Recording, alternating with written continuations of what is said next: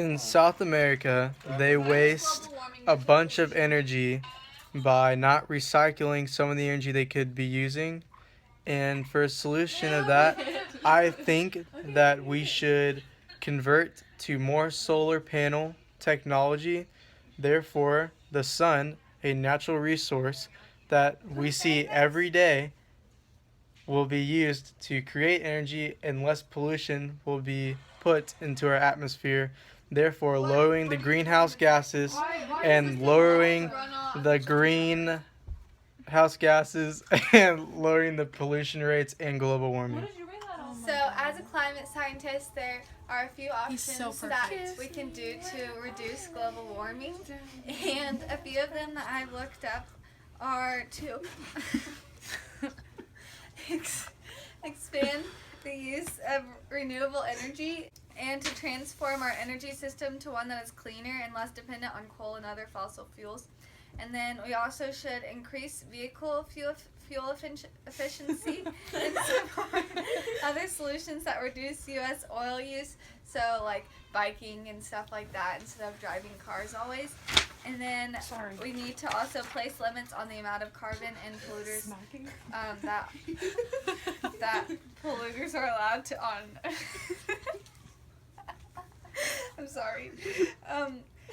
We also need to place limits on the amount of carbon that polluters are allowed to emit. Starting in the 1970s, the global warming has been affecting the glaciers in South America because they've been melting and causing people who have jobs in the ice industry to go without jobs, and it is also causing the water to be contaminated. So the expected outcome from the plan of action that I mentioned before is that the glaciers won't be melting as fast and they'll be helping with the jobs in the water. Well, as a policy analyst, you need to conserve energy. Remember to turn off lights, computers, and electric appliances when not in use. Use energy-efficient light bulbs and appliances. Combine errands for fewer trips and recycle more. If South America recycles more, they'll have cleaner air, cleaner water, and less pollution. And South America's pollution is from them not recycling and trashing their country. One of the problems in South America is fracking. Hydraulic fracking is the process of drilling and injecting fluid into the ground at a high pressure in order to fracture shale rocks to release natural gas inside. A solution was discovered by the Continental Resources in the University of South Dakota. They're looking at the feasibility of applying geothermal technology to the thousands of fracking wells that have been drilled recently in the United States.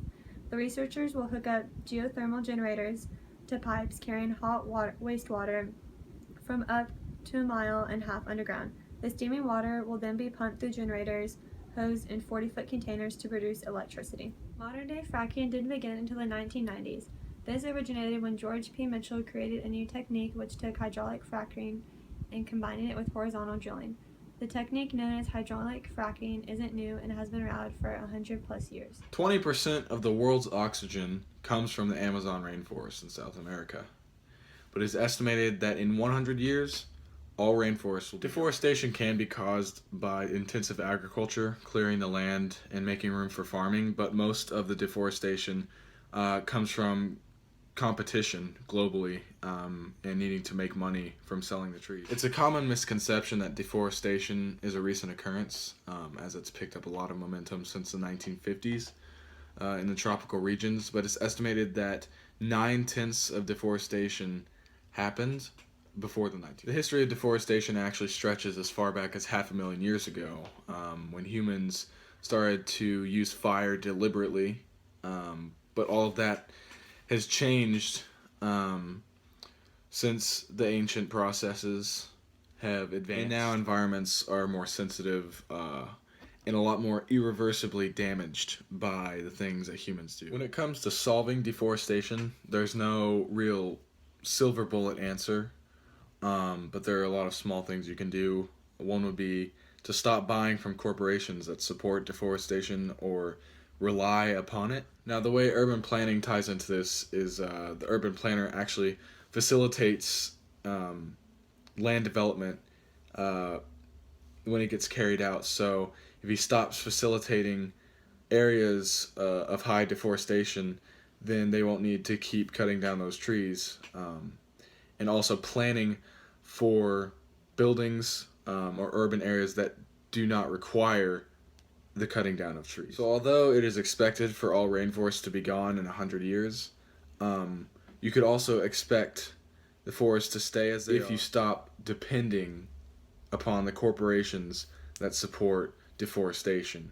Hopefully with more community involvement and better urban planning, the issue of deforestation in South America can stop. I'll look it up. Okay. So, wait, pause. I'm a policy analyst, right? Yes? I'm gonna keep that on video. No. Okay, well. Are to expand the use of renewable energy and Maddie! Keep going. Start over. No, Keep going. Oh, this is not going in front of the whole class. Stop.